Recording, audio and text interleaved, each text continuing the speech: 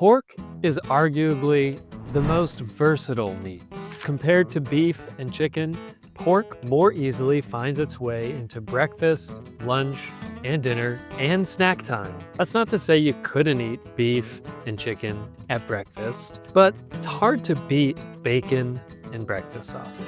My name's Craig. I'm the head butcher at Melvin Hill Meats, and I want to talk to you about the versatility of pork and why you should know all the different ways that you can use pork in your kitchen, how it can benefit you at your family meals. We can break a pig down into 4 basic sections. There's the front shoulder, there's the loin, which is where we get the phrase eating high off the hog. There's the side or belly meat, and then there's the ham or the back leg. Each of these sections of the pig have unique characteristics that make them particularly well suited to different cooking methods. And once you learn the different cooking methods that go along with these different parts of the pig, you can go to the store and buy any cut of the pork and bring it home for a delicious meal.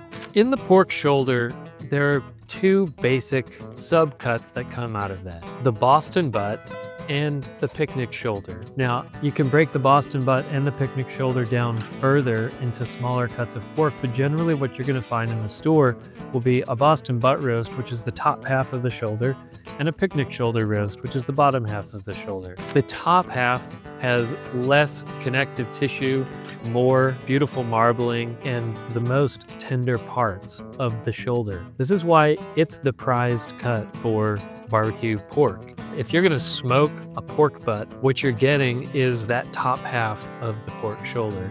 This is also an excellent part of the pig to make sausage out of because it has about a 70-30 lean to fat ratio, which is perfect for most sausages. Now, for both the Boston butt and the picnic shoulder, the best way to cook these is a low and slow type of cooking, whether that's on a smoker, or it's in a pot on the stove, or in the oven to braise, or in your slow cooker. The idea here is you need time and a low temperature to gradually break down all of that juicy fat and connective tissue so that you end up with a rich, juicy, tender bite of whatever the meal you're making. The next section we're going to talk about is the loin section.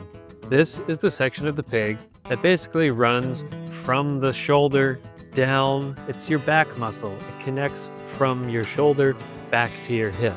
This is where we get pork chops. It's also where you can get a loin roast. If you didn't cut that larger chunk into chops, you would have a loin roast. And our tenderloin roast comes from here as well. You can't have both bone-in pork chops and back ribs because back ribs come from the loin.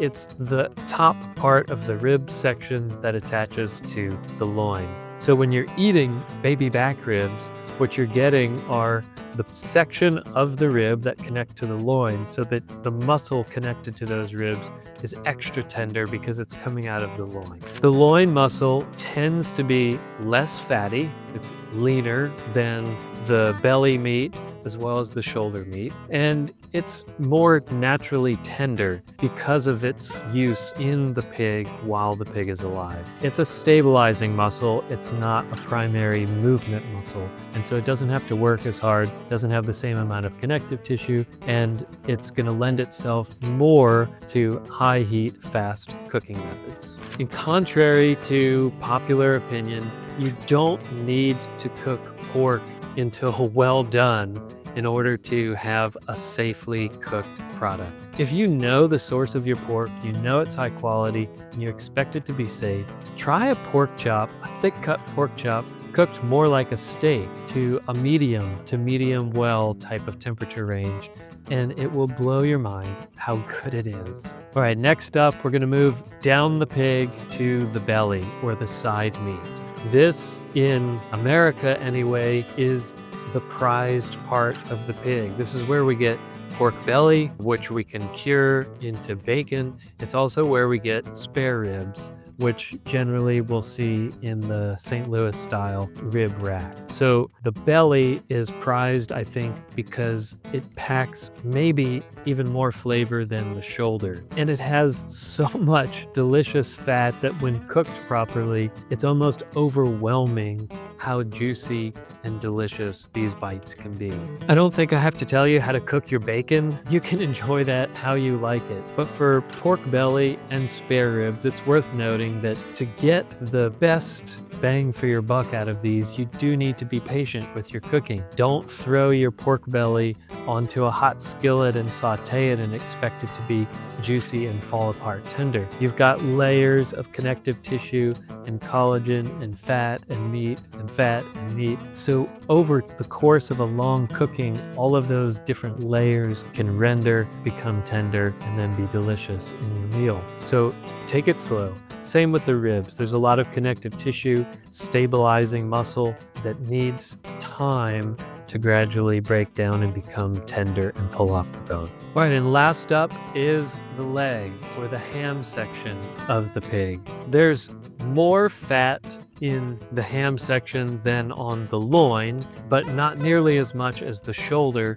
and the ham muscles tend to be more tightly grained than the loin, and so they come across as a bit tougher. You'll generally find hams in two forms. You'll find a fresh ham and a salted ham, or a cured ham, or country ham. The fresh ham you should treat like a roast. You're typically going to find a few different cuts coming off of the leg section or the ham section. You'll see a whole fresh ham, bone in. This will be a ham that you might cook for a big holiday meal. Sometimes they're referred to as spiral ham. When you have the little bone in the center, that's the femur bone, and the ham spirals around that bone. This fresh ham needs to be roasted.